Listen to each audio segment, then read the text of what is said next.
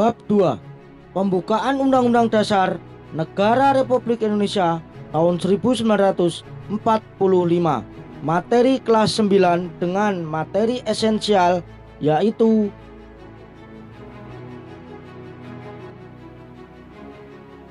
A. Makna pembukaan Undang-Undang Dasar Negara Republik Indonesia tahun 1945. 1. Alinea pertama. Alinea pertama pembukaan Undang-Undang Dasar Negara Republik Indonesia tahun 1945 menjelaskan pernyataan kemerdekaan sebagai hak bagi semua bangsa di dunia, karena kemerdekaan merupakan hak asasi sebuah bangsa yang bersifat universal. Alinea ini memuat dalil objektif, yaitu bahwa penjajahan itu tidak sesuai dengan peri kemanusiaan dan peri keadilan. Penjajahan bertentangan dengan nilai-nilai kemanusiaan, karena penjajahan memandang manusia tidak memiliki derajat yang sama. Alinea pertama juga mengandung dalil subjektif, yaitu aspirasi bangsa Indonesia untuk melepaskan diri dari penjajahan.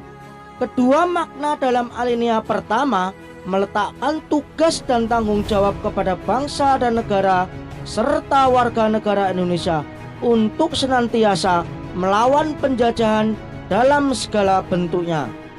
Alinea pertama ini juga menjadi landasan hubungan dan kerjasama dengan negara lain.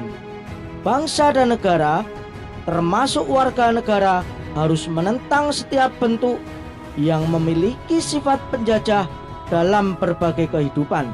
Tidak hanya penjajah antara bangsa terhadap bangsa, tetapi juga antar manusia, karena sifat penjajahan dapat dimiliki dalam diri manusia.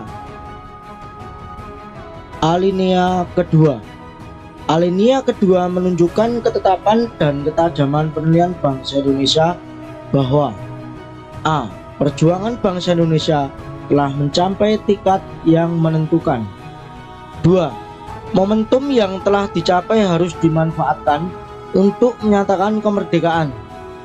3. Kemerdekaan harus diisi dengan mewujudkan negara Indonesia yang merdeka, bersatu, berdaulat, adil dan makmur.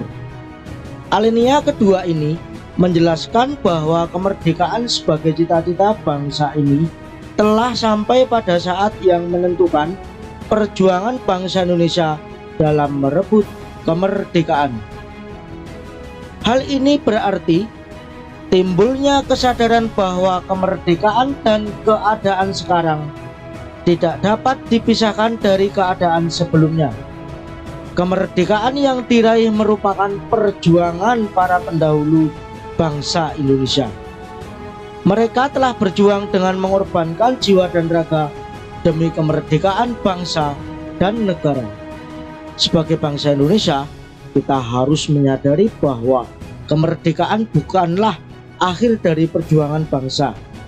Kemerdekaan yang diraih harus mampu mengantarkan rakyat Indonesia menuju cita-cita nasional, yaitu negara yang merdeka, bersatu, berdaulat, adil, dan makmur.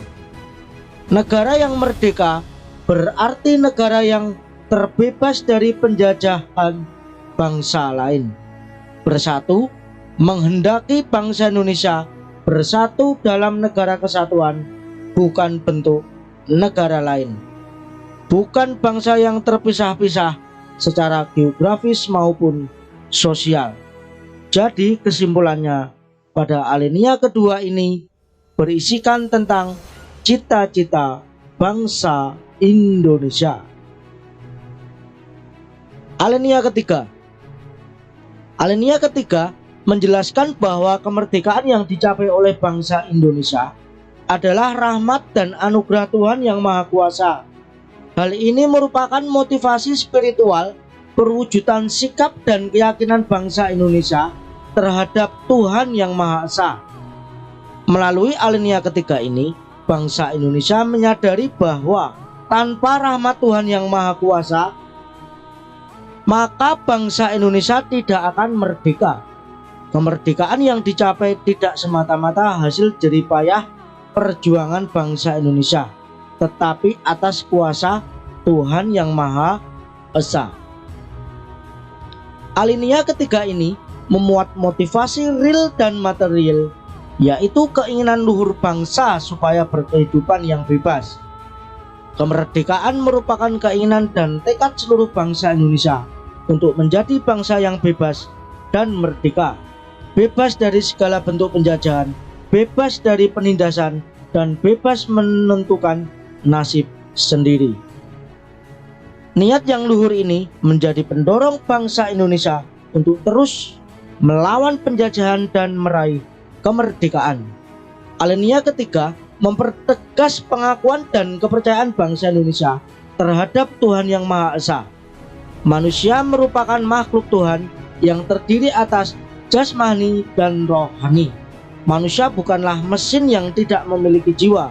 Hal tersebut berbeda dengan pandangan yang beranggapan bahwa manusia hanya bersifat fisik belaka.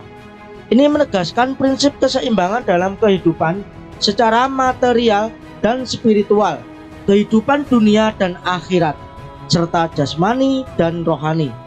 Kesimpulannya, pada alinea ketiga ini memuat pokok-pokok hal yang terdapat sisi dari spiritual atau adanya pengakuan ketuhanan yang Maha Esa terhadap bangsa Indonesia. Alinea keempat. Alinea keempat, pembukaan Undang-Undang Dasar Negara Republik Indonesia tahun 1945 memuat prinsip-prinsip negara Indonesia, yaitu A. Tujuan negara yang akan diwujudkan oleh pemerintah negara. B. Ketentuan diadakannya Undang-Undang Dasar. C. Bentuk negara, yaitu bentuk republik yang berkedaulatan rakyat, dan dasar negara yaitu Pancasila. Alinea keempat ini juga memuat prinsip bentuk negara, yaitu susunan negara Republik Indonesia yang berkedaulatan rakyat. Republik merupakan bentuk pemerintahan yang pemerintahannya dipilih oleh rakyat. Berbeda bentuk ini sejalan dengan kedaulatan rakyat yang bermakna bahwa kekuasaan tertinggi dalam negara dipegang oleh rakyat. Rakyat yang memiliki kekuasaan untuk menyelenggarakan pemerintahan, baik secara langsung maupun tidak langsung melalui lembaga perwakilan rakyat. Jadi, kesimpulan di alinea keempat ini memuat hal-hal yang pokok, yaitu tentang bentuk negara kesatuan Republik Indonesia, yaitu yang berbentuk republik, yaitu bentuk pemerintahan yang pemerintahnya dipilih oleh rakyat.